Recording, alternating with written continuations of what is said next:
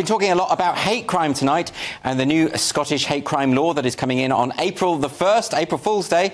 So let's talk now to someone who has actually been prosecuted for hate crime in the past. Comedian and YouTuber Marcus Meekin, who goes under the name Count Dankula, was convicted of a hate crime after posting a video of a dog he taught to perform a Nazi salute for a joke. There's the dog, Buddha, and Marcus joins me now. Marcus, you were found guilty in a court of law. You were fined £800, but it was a joke, wasn't it?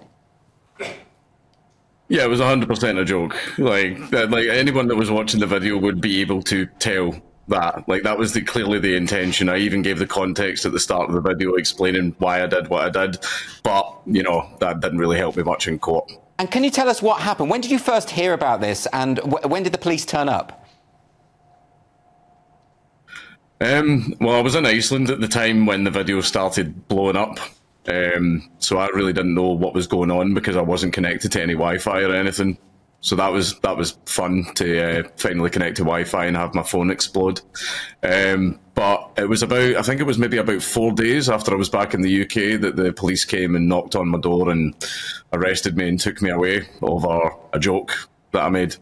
So my understanding of this, Marcus, is that there hadn't been any complaints, that the police had actually just tried to find someone who was offended by this video. Is that correct? Yeah, they actually had to go out and find someone. As far as I was aware, no one actually complained. It's just the media made it into that big of a deal that the police had. Maybe the police felt it necessary to act or something, I'm not sure. But it's a case of if the media hadn't made it such a big deal, I probably wouldn't have been arrested.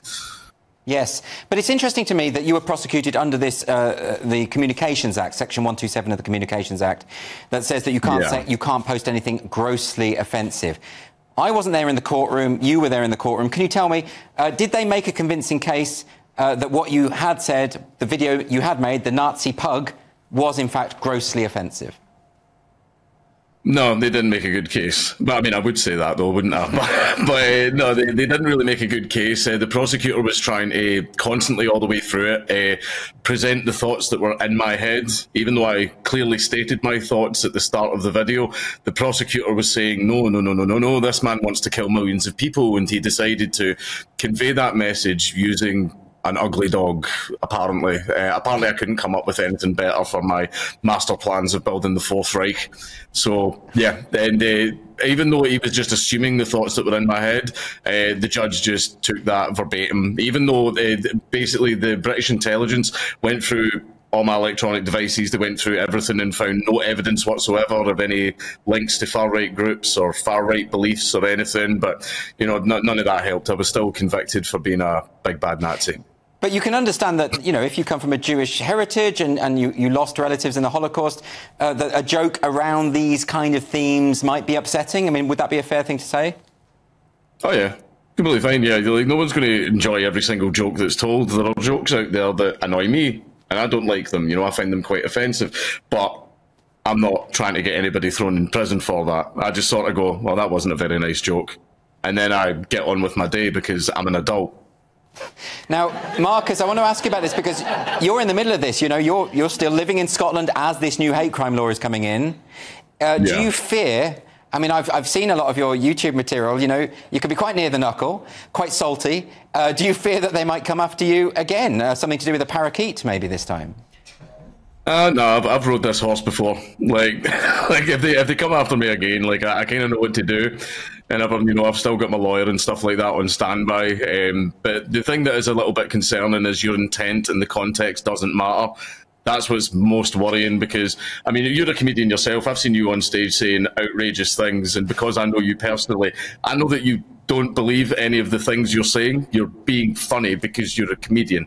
You don't actually mean the stuff that you're saying on stage. But even though the public know that, apparently judges can't figure that part out. But the SNP is saying, and the police are saying, they're not going to target comedians. They're not going to target actors or performers or anything like that. But do you trust that?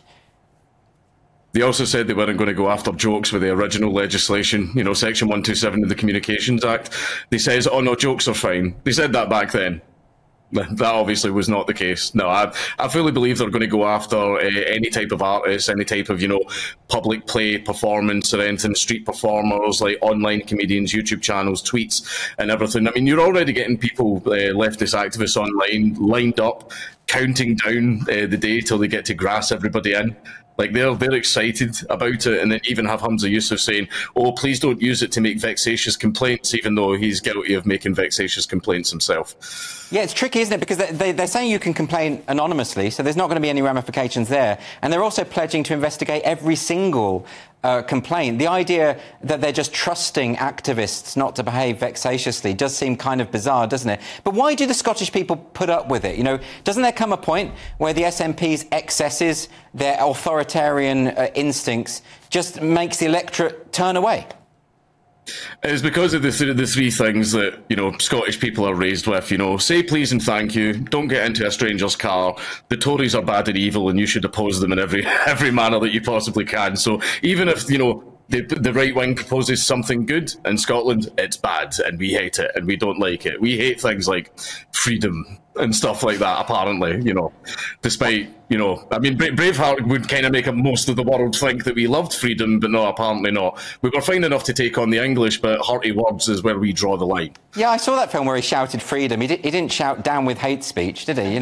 Didn't quite work that way. No. OK, so are you confident that after April the 1st, things will go on as normal? Do you think that there's any way that maybe this has just been overblown? People keep saying to me, you're making a mountain out of a molehill. Do you think that it's possible that maybe things will be all right in the end?